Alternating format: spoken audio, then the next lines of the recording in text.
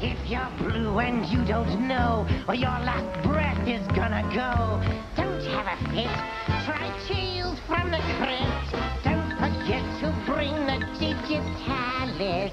Every Wednesday evening, your best pal is a real heartbreaker. Come with me and we'll attend the massacre. Your mind will bend while your sides split. Tales from the crypt. Premieres June 15th. The opinions, viewpoints, and beliefs presented on this program do not necessarily reflect those of the management, the affiliates and broadcast partners, or the sponsors. Listener discretion is advised.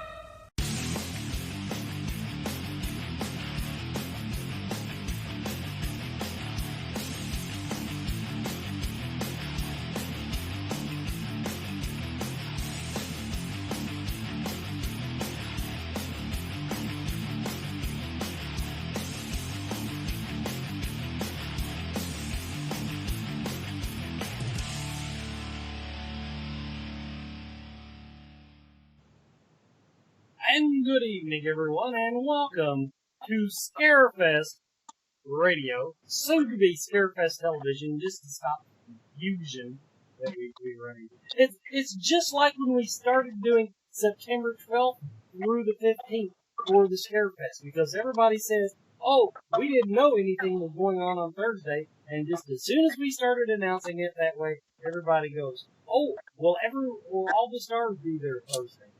Hell no. It's for party,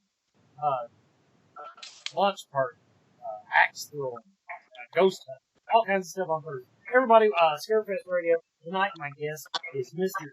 John Kassir, and I got a cute little story, and I can already tell this is going to be a fun one, because even during the commercial break, he's doing shit on camera, trying to crack up me, your host. So, we got that going on. Now, why in the world is Chance Picture? Oh, well. Of course, everybody, Look at this!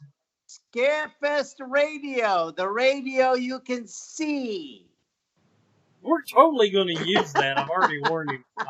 I hope there's no legality issues. Yeah, there's your new drop. I wish I was the kind of guy, John, that got on my guest, give me one of those James Earl Jones things, like, you're watching CNN, and they say, hey, did you say you're watching You're watching Fearfest Television, the radio you can see. See,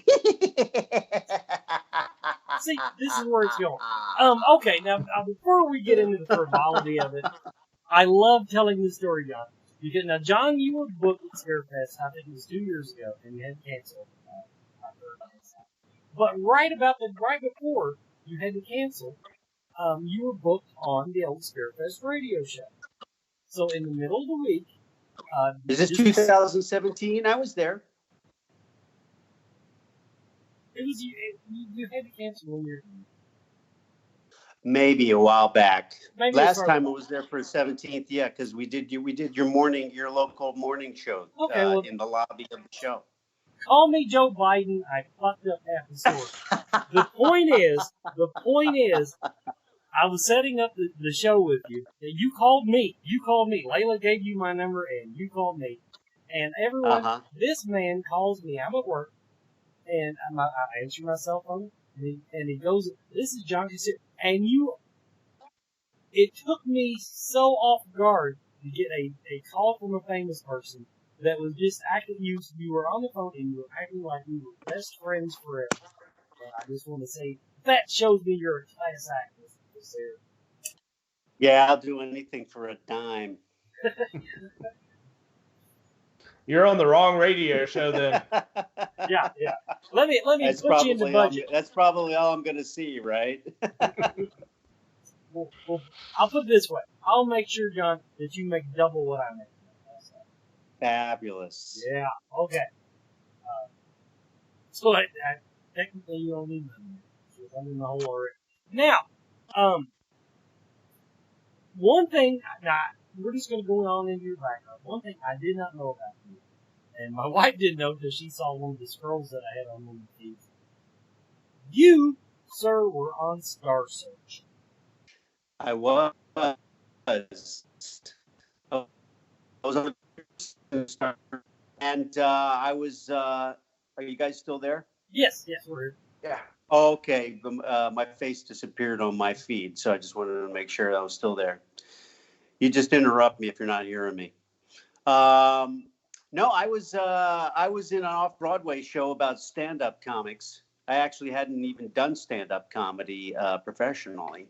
I had done sketch comedy for years, as well. You know, I was a New York theater actor and had done musicals off Broadway and that kind of thing. And I got in a new New York Broadway musical called Three Guys Naked from the Waist Down. If you can imagine that, ladies. No, I wasn't actually naked from the waist down. It was the metaphor for how a stand-up comic feels in front of the audience when you're bombing. But it was a show about stand-up comics, a musical. Think Dreamgirls, but with stand-up comics, and starred me and Scott Bakula and a guy named Jerry Colker, who went on to write for shows like Growing Pains and that kind of thing. But Jerry had been a Broadway actor and wrote this show for himself and us. And I had been street performing to supplement my income, which, you know, theater pays so little. I made more money street performing in front of the Metropolitan Museum in New York than I ever made in the theater.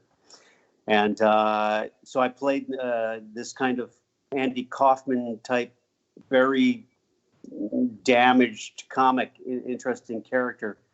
And it was a big hit off Broadway. And Star Search saw me on the show. And they said, hey, we got this new show Star Search. We want you to be on it. And I said, what is a singer? I said, you know, I'm a singer. I can sing. I'm in music. But, Sam Harris was tearing it up on the show at the time. And we all know what happened with him. He was such a is as well. And they said, no, we want you to be on as a stand-up comic. And I go, well, I'm not really a stand-up comic. It's a part that I'm playing. They go, well, you can win $100,000. I went, fuck, have you seen my act? So I said, hell, I'll do it. They were already set for their semifinals for that year. So I came on at the end of the first season and kept winning. I was writing my own material to come on the show and just kept winning and wound up coming back the second season as the returning champion. Wound up in the semifinals and beat Rosie O'Donnell, who was just beginning to be known, in the semifinals, and beat Sinbad in the finals and won $100,000. And the next thing I know, they're like, hey, you're going to open for Tom Jones in Vegas. And I'm like, everybody's patting me on the back and stuff. And I'm like, I can't open for Tom Jones in Vegas. And they're like, why not? They go, I don't have any fucking act. So I got my ass into the clubs, and I started, I had this workup starting out as an opening act, 20 minutes. And then, of course, after winning Star Search, everybody wanted me to headline in their clubs. And so I had to get together an hour and a half act. And so my introduction to the Hollywood scene part of the business was as a stand-up comic, not as an actor. I had to claw my way back into the acting part of the business after that. But it was a double-edged sword because it also boosted me into the television industry. My first series was First and 10 on HBO. And, they knew, because I didn't really have a lot of material when they started telling me I'm going to have to do all these shows. I started doing all these voices and characters in my act. I didn't really have a lot of stand-up material. One of my signature pieces was I do the Wizard of Oz in 2.5 minutes. As mayor of the Munchkin City in the county of the land of Oz, we welcome you most regally, but we got to verify it legally. As coroner, I must concur. I thoroughly examined her. She's not only me. Anyway, we don't want you to have to pay rights for that. But, so for a number of years, HBO 10 football team, I played the Bulgarian field goal kicker, Zagreb Shkenuski. I could kick 60-yard field goals. And, O.J. Simpson was the general manager on the show, and Delta Burke owned this team, and they had all these famous football players on the show. And I remember a couple of the seasons, what's his name from SVU? One of my favorite actors. My mind's not clicking. I'm on Chris Maloney. Chris Maloney. Thank you very much. Thank you. I'm on painkillers right now. I had shoulder surgery, so this is me. Hi, folks. Hi. Anyway, I'm kidding. I'm only on mild painkillers, so I'm only mildly right. Anyway, they knew that I did a bunch of voices and characters. HBO knew that I did a bunch of voices and characters in my act, and they needed somebody who could be an actor and do a voice and be funny and, do a stand-up kind of delivery. And they invited me to go audition for Kevin Yeager's studio to play the Crypt Keeper. And that's how I got the part. Okay. Beautiful story. What kind of effed up American dream is this? You kick Rosie O'Donnell's ass and Sinbad's ass to win a stand-up comedy thing that you're not even a stand-up comedian, and now you're this famous voice actor who only did voices, if I understand the story correctly, because you didn't think you were going to have enough material as a stand-up comedian. That's correct. Children. This goes to show you, if you half-ass it and don't apply yourself at all, you still got a pretty goddamn good chance.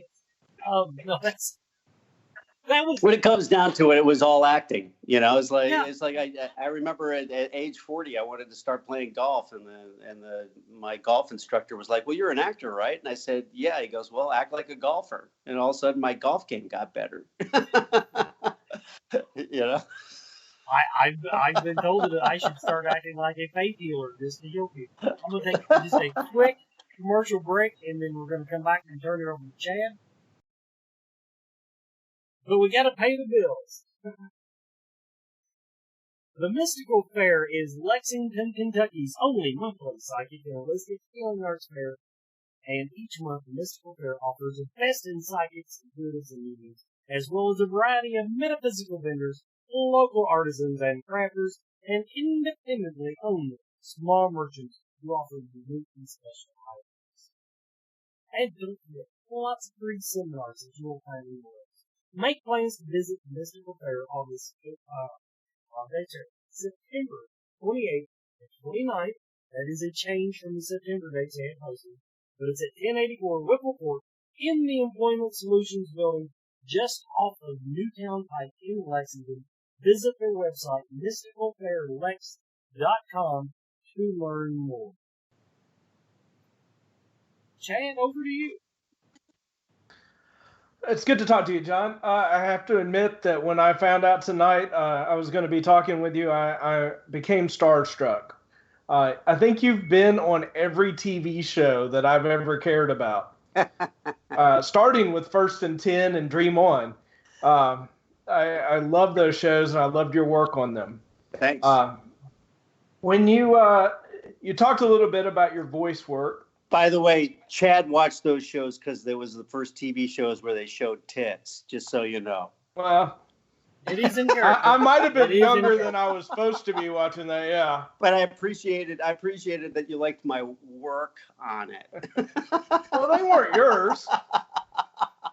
I'm kidding. They were really funny shows, actually. They were great. You talked about your voice work some, and you talked about your live acting. Mm-hmm. Which do you prefer, and how do you get ready for those roles? Well, they're almost like different skill sets. So I don't know if there's a preference. It really just has to do with Honestly, I studied as a theater actor, and I loved being on stage because you're in front of a live audience, and there's nothing like that. Working in front of, without a net with other actors, and you get the rehearsal process, which is a lot of fun, and you really get to, do your best work because you have all that rehearsal and you really get to do it. When you do a TV show or something, you kind of show up, you shake hands, and it's like, okay, you guys are old friends, and you've known each other for 30 years, and I did a guest star on NCIS, and I had to walk in and pretend I was old friends with Robert Wagner. Meanwhile, Robert Wagner is somebody that's I've been watching on TV since I was a little kid, and I couldn't believe it. I first had to get over the, being starstruck myself, and then, created an instant rapport with Robert, who was unbelievable to work with. He was fantastic. But, theater, you get to really get to know each other and flesh out the material literally and that kind of thing. And so that's the most fun. Of course, it's also the one that pays the least. Yeah. So there's that. So you can't always afford to just go do theater whenever you want. You can't pay your bills. I mean, you can if you want to live, a really, really modest life. But, some of the big Broadway actors that are triple threats, that are big stars in musicals on Broadway, are able to make a nice living doing that kind of thing. But otherwise, it's something you do for the art. My wife's a theater actress. She's an actress that can do everything. She's a voice actress and a movie actress and a theater actress. But she's a really good theater actress. That's why I call her that. I mean that as a compliment. And we met in the theater working together.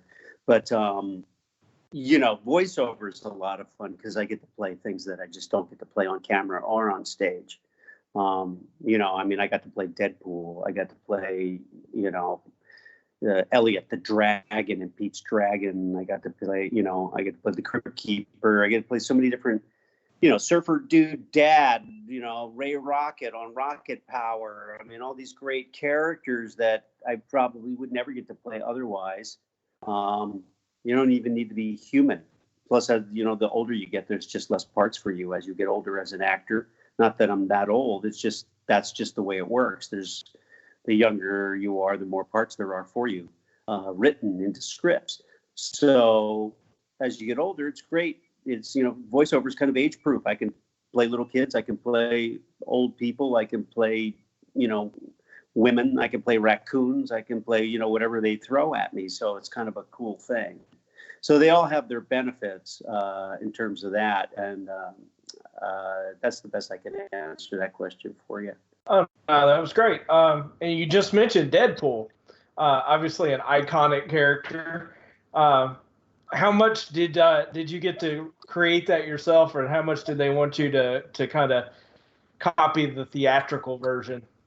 Well, the version I did was before the theatrical version. Was it before? Version. Yeah, long before. The very first time you saw Deadpool created for the screen was I voiced him. He was up until then he was just in comic books, and he made his appearance with X-Men Legends and X-Men Ultimate Alliance and Spider-Man Ultimate Alliance and these games. And they thought of me, because of the sarcasm. I guess they thought of me because of the Crypt Keeper. They thought that I could deliver that kind of thing. Plus, he talked. They knew he was going to be breaking the fourth wall and talking to the camera, so it was kind of, perfect for my skill set at that time. So I'm sure that it was. And then it got down to me and Ryan Reynolds for the movie, and it was not. Hey, you never know. I so love what they did with the movie, because when we first started recording the show, they don't really want you to improvise for those things too much, but I was just for fun and cursing and doing stuff like that. And they're like, we're going to have kids playing these games. You can't be doing that stuff. But to me, that's what that character was. It was kind of a no holds barred kind of thing. And I love that they went that route with it for the movie. I think they really captured what my concept of what what Deadpool would be, Yeah, it's great, and I'm sure that they pulled some inspiration from your version. Hey, you'd like to think so. Um, you talked about some of the video games and stuff. Mhm. Is the process on that different than what you do to get ready for the other voice work, or is it much more scripted or less scripted, or what do they let you do? More like a movie script, have more of a, sometimes you're there with the other actors playing off each other and that kind of thing.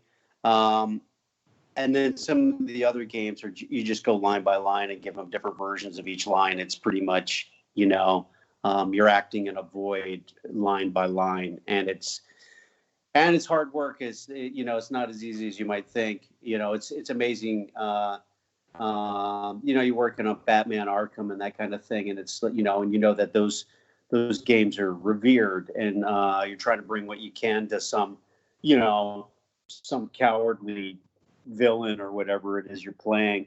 And for the most part, once you nail it, they cut you loose. But they want to have their options to make sure that that the game has options when they're playing it, so they can bring it to life as much as possible. So it's a little bit more of a tedious process. It's not the same kind of thing.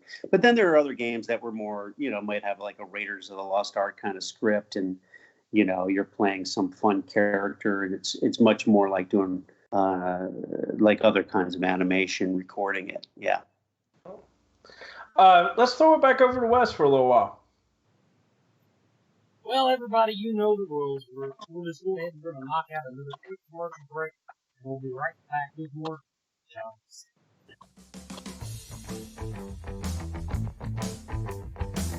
Do you feel lost in life? Do you seem to be stuck in emotions that are not yours? Is your home not the sanctuary it should be? Contact Spirit Mechanics, where they take a team approach to your metaphysical and spiritual problems. Spirit Mechanics specializes in aura cleansing, stone attunement, attachment removal, and house cleansings. Spirit Mechanics tailors their approach to your individual spiritual path and needs. Find them every month at Lexington, Kentucky's Mystical Fair, mysticalfairlex.com, or on Facebook by searching Spirit Mechanics, that's MECHANIX. Spirit Mechanics, for your spiritual health and well-being.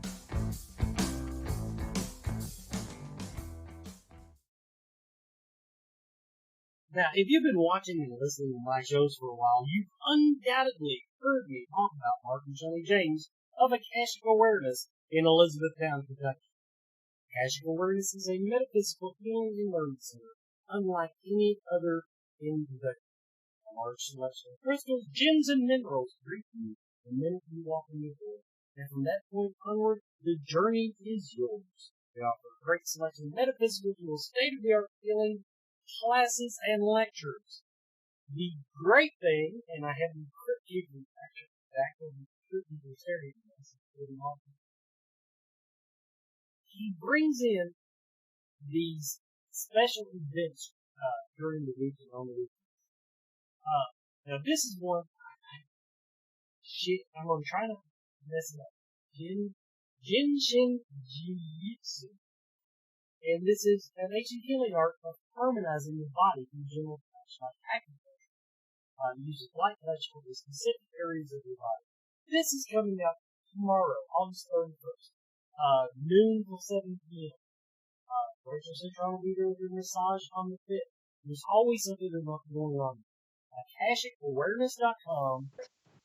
Visit their website, get on their email list, and Go visit them soon. Alright, back to the show. Now, of course, as John intimated earlier, what'd you get done to your arm, your shoulder?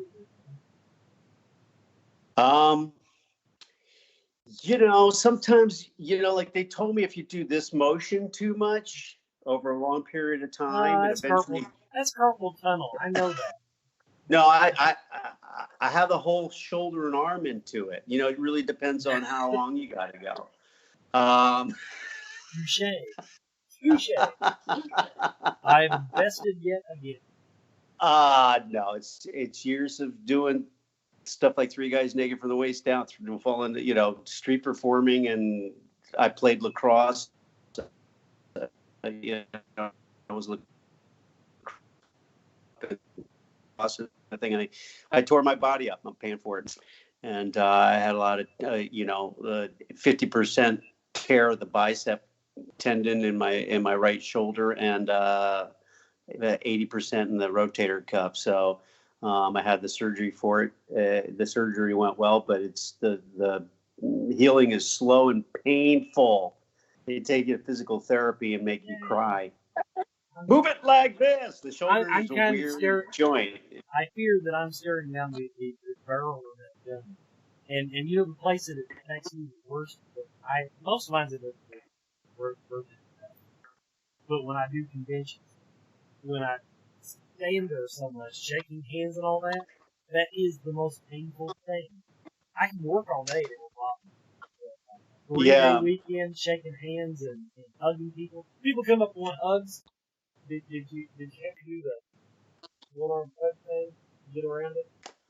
I haven't gotten a chance to do it yet because this is new. So we'll see. Scarefest is going to be my first convention since having the surgery. So I'm going to have to. I'm going to have to put myself on there. Probably people will be sliding the photos in front of me, and I'm just going to be able to just do a signature, and that's about it. And of course, me, I put out for the fans. So I want to have a good time, but I won't be doing my normal jumping around, photo bombing other people's photos and stuff. That won't be happening. But we'll be having a good time anyway. It's a matter of having fun and having some mutual respect with the fans and that kind of stuff. So, I want to be there for everybody. I said I'd be there, and I'm going to be there. I do have work the day before. Luckily it's recording. I don't really have anything on camera right now that I took off for August so that I could heal. But it takes a lot longer than that. So we'll see. We'll see how it goes. That's why I have work on Friday, so they have a short weekend. I'll get there Friday night, and but probably too late for the signing session. But I'll be there all day Saturday and the first half of the day Sunday, and then I get back for Sunday night because I got to work again on Monday. But it's going to be fun. It's going to be a good time. Now, one thing, whilst I was doing my usual volumes and volumes of research on this, the whole Crypt Keeper thing, have they finally poked a fork in that? I don't know. I am getting the low. Can you see me? Can you hear me? I can hear you. It just apparently my video crashed. Yay! Yes. From the dark comes John Cassier. Dennis Dornan. Okay, so everybody, we'll just have to listen to him now for a while. There we are. All right, now it's live. Yay, it's live. Okay. Now, poking a fork with Well, the Crypt Keeper will never die. I mean, it's been around since the 50s and 60s with the comic book, and now we're on the TV show.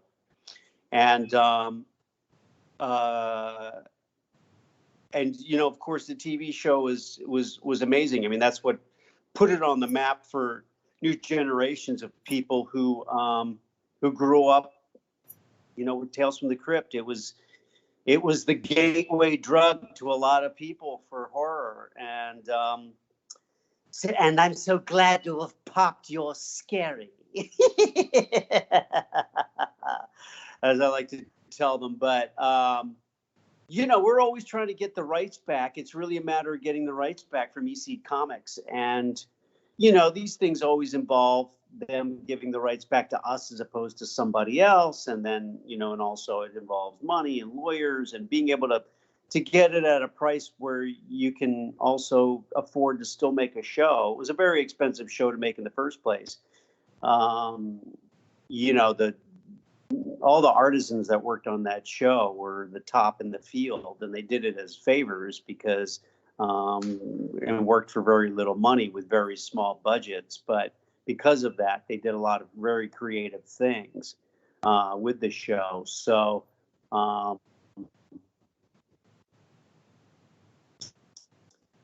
work that show over the, were the top cinematographers and art directors and writers and directors and makeup artists and effects artists and this kind of thing. And they all, wanted to work for the biggest guys in the business, which were our producers.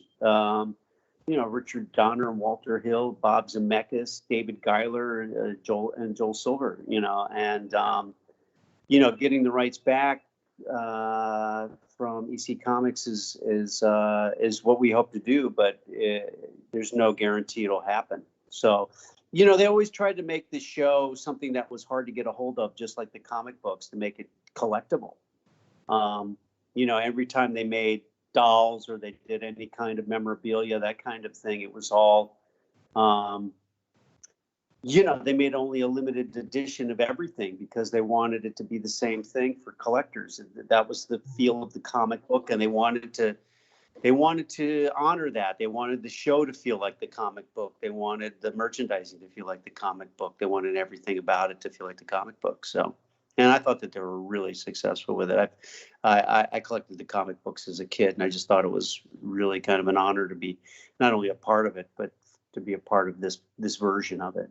It was pretty cool. What time do we have?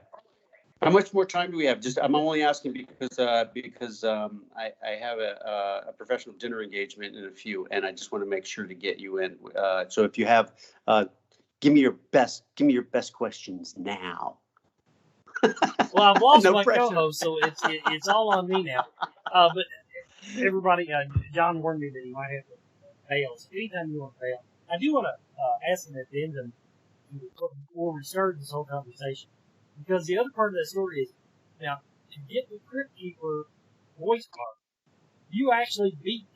Now, here at that time, would you say you were recognized in the industry as a singer? Because you actually beat two professional voice actors. I hadn't worked as a voice actor. I mean, literally, the fact that I'm one of the top voice actors today was due to the fact that I got the part of the Crypt Keeper and was able to get myself the best agent in Hollywood, voiceover agent in Hollywood, and I'm still with them after that was 1988. So I've been with them ever since. So. And they're awesome. I'm with DPN, and it used to be the ICM voiceover department, and they went rogue, although they still handle all the top ICM clients. And they're just the best. So, but yeah, I mean, there was all kinds of actors in there that I remember. It was a handful. They wanted people who could be a good actor, a good voice actor, and also funny.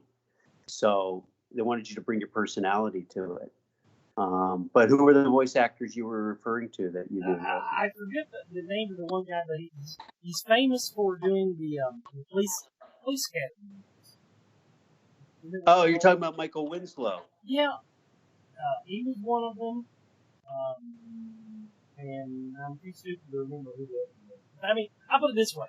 Not being a showbiz guy, when I see a name pop up on a report like that, and I recognize the people, it shows that you were up against some heavy duty company. Now one more. Now this is one I'm going to ask you, and it's just one of those esoteric things that you ever thought about. But looking back on your career, okay, over 200 movie films, but have you ever just sat back over the years and kind of cataloged in your mind how many different voices, not only variations of the same voice, but how many distinct characters that you come up with? Oh man, I couldn't even tell you. There was a fan who showed up at my table for one of the conventions, and he had done like a composite of I think about 48 different characters, and I had to go through them and look up some of them myself, because I don't always get to see. Most of the time, you don't even get to see what they look like. I mean, if it's a new character that you're creating, and they don't really, you know, make. Some of the stuff, I look at it and I go, I don't even know what that is. I have to look it up. So I did a contest. I think I actually owe whoever won it a signed copy of that composite of who could tell me who all the characters were. And so I looked at that and I go, well, and people are like, oh, is that all the characters you've done? I was like, that can't even be close to all the characters I've done. But there's so many that I couldn't even tell you what they are. Every once in a while, I have a conversation with somebody and they go, oh, we worked together on that thing that was blah, blah, blah. And I was like, holy crap, I forgot all about that one. That was so much fun. That was a great character. I wonder what happened to that character, blah, blah, blah, And, but yeah, it's when you start out as an actor, you think you're either going to never work and you're going to be a poor, whatever, and you're going to wind up like selling, Xerox copiers or something for a living, because you don't really develop any other skill set. My parents were like, don't you want something to fall back on? I was like, anything else that I would fall back on would be harder for me. You either think you're going to be incredibly poor, or you're going to be hugely famous and rich. You don't realize that there's the possibility for you to stay diversified and make a career for 40 years as an actor. This is my 40th year as an actor, professional actor, as supporting myself as an actor, solely as an actor.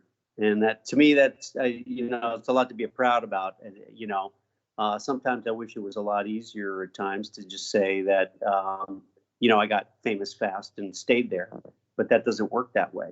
Even some of the people who have maintained their careers in this business at the top are good at just that. I mean, somebody like Madonna or somebody like that, who had so many different years at the top, is somebody who's got a talent for reinventing themselves at the top. And that's not an easy thing for anybody to do. Other people can't come and go, and they come and go again, or they come and they're gone and you never see them again. There were so many great comedians when I came on the scene. And when I came on the scene after winning Star Search, I mean, this was the time that Jerry Seinfeld was hitting, and Jay Leno was already doing the road, and he hadn't even started filling in for Johnny Carson yet. And Bill Maher was just starting out. He had a modest act. It wasn't even close to the political humor that he's able to nail now.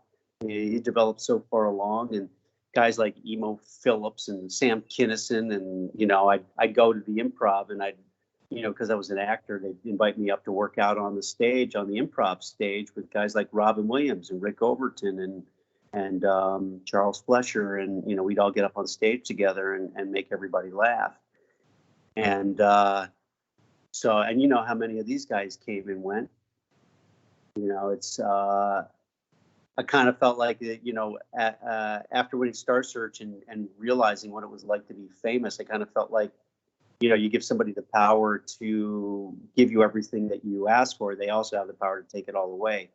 So I kind of spent more time being a good actor and getting myself work in many different aspects of what I love doing, more than worrying about whether I was promoting myself.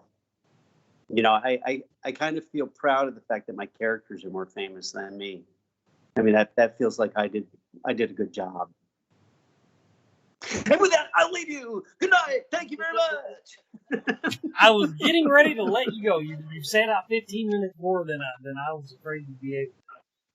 John, thanks. Great talking to you. Looking forward to seeing you at the Scarefest this year. And good luck with your healing and recovery. Thanks, creeps. I look forward to seeing you. My old bones will make their way there. Yeah, that's totally going on my voice, man. Okay, we're gonna unceremoniously hang up on Genuine Famous Person. John is here now so that he can go take another painkiller. Everybody, okay, we're gonna take a final commercial break, and then we'll come back to you what all's been going on at the Scarefest. Get some, spend some money with us. We'll be right back. Everyone is talking about CBD oil. Most of us know that CBD is a cannabis compound that has significant medical benefits, but does not make people high. Its benefits include pain relief, anti-seizure properties, anxiety relief, fights cancer, reduces the risk of diabetes, and it is even used as a sleep aid. Blue Leaf Naturals CBD and hemp products are full-spectrum hemp extract oils. They use only hemp grown in Kentucky, supporting Kentucky farmers and businesses and helping you and your family stay healthy and well. Blue Leaf Naturals, created with care from seed to shelf. Visit their website at blueleafnaturals.com. Blue Leaf Naturals, a Kentucky proud company. Coyote Chris Sutton. Shamanism. Spiritual advisement. Paranormal investigations. Inspirational presentations.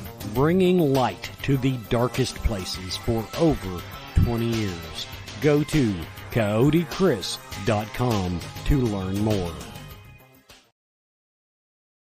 Now, before we get back to business on Scarefest Radio, I'm going to get back to business.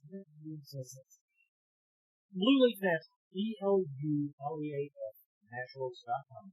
Some of you don't like the mailers. I get it. CBD you can buy in. Guess what? You can buy Blue Leaf Naturals damn near anywhere. Go to the website. Pull it up on your Facebook. Go to the website. But they've got Nutrition in You in Lexington, Cash Floridas in Newtown, Happy Meadow Natural Foods in Berea. They've got Purple Haze has 3 locations in Lexington. Danville Nutrition in Danville. Cynthia Campbell, who might be the most talented energy worker. But anyway, she sells it. There's a whole slew of other people. Go to the website, blueleafnaturals.com. Click on Retail Partners. Find it close to you. Alright, now, what I want to do before we close out the show, we've gotten some of the pre-sale stuff. Stuff that you can go ahead and buy now and beat the line. For example, the Bruce Campbell fan pack. Now, they're doing a line skip. Remember the line skip? 50 line skips per day per fan pack. So that tells you how, and that tells you how closely we're limiting these line skips. Bruce in particular is going to only be there with his schedule for how many photo ops and does his signing and then does his panel. You've got a limited amount of time. He's not going to stay there till midnight signing autographs. So, get your fan pack. 1 autographed 8x10 from the table. He doesn't do selfies. He wants you to have a professional experience with the photo. Autographed 8x10, line skip, Bruce Campbell. Half-Thor Bjornsson is our other one that we posted this week. You get an autographed 8x10 one-line skip. Also, same limitations. That is another one for wanting to get your autographed 8x10 with him. Check that out. Just released today, after a little drama on Twitter, because Wesley didn't think they were going to have a fan pack for Steve. But they do have a fan pack for Steve. Autographed 8x10, plus a selfie, plus one line of Steve. If you're wanting to get in Steve Ulrich's line and save a little time, enjoy the convention, the Steve Ulrich fan pack is on sale. TheScarefest.com for all of this. Celebrity Ghost Hunt on Thursday. Now, this is our launch day ghost hunt. Dave Gonzalez and Dave Tango. I'm having a hell of a time tonight. Steve Gonzalez and Dave Tango, both of which I know very well. They're doing the ghost hunt that night. They're doing it's hosted by Alan Winery. Tickets are on sale now, and they're going to have a wine tasting. It's going to be a good to do. It's going to be a good to do. And of course, our Saturday hunt that is featuring the Ghost Brothers, Wraith Chasers, Cafe Old Vanner. Gary Kennedy's going to be there. So that's our Saturday Celebrity Ghost Tour. So it's a very old Civil War era mansion in the heart of Lexington. On sale now. Scarefest.com. Don't forget, go ahead and order your t-shirts. That's when they said I've got a misspell call. Yeah. It happens on the news. Why wouldn't it happen? Anyway, Scarefest t-shirts are on sale. Go to the merchandise. I think it's on the merchandise on the website. Scarefest.com. Merchandise. And, take some pictures and it'll take you right to the shopping cart. Photo ops. We're still posting photo ops. I am not sticking my neck out to tell you who will and will not have a photo. We are still posting photo ops. Check it daily. Watch on the Facebook group. But photo ops are on sale. If you want photo ops, now these are limited time. They don't. I've never seen them actually. I don't know if they're a hard cap and they're going to sell. But I do know they only want the celebrities only want to be away from the booth X amount of times. Some of these could sell out. I just don't know the numbers. And I do want to talk about Hero Day. Hero Day is Friday. If you are in the first responder business or if you're military, you're retired or active, get into it. So that is at the ticket booth. You don't have to do that online. Just come up, show your identification, and we will wave you in. And the other thing I want to say is Kids Day. Kids Day is Sunday. We will have activities for the kids. We will have a costume contest for the kids. And it's always a big to-do on Sunday. And of course, kids tend to understand it always. It's like this whole family. Everybody, this has been Scarefest Radio. Coming up on the con. We're getting the last minute details rolled out. And thank you for watching tonight. I'm just going to want to thank my guest, Mr. John Casir. Well, thank Chad Harlan. We got booted halfway through the episode. That's what happened when Chad got booted. John's video went all to hell. It set on the floor. But that's Scott. That's the internet. Not my first day on the internet. Thanks everybody for watching tonight. We'll see you next week.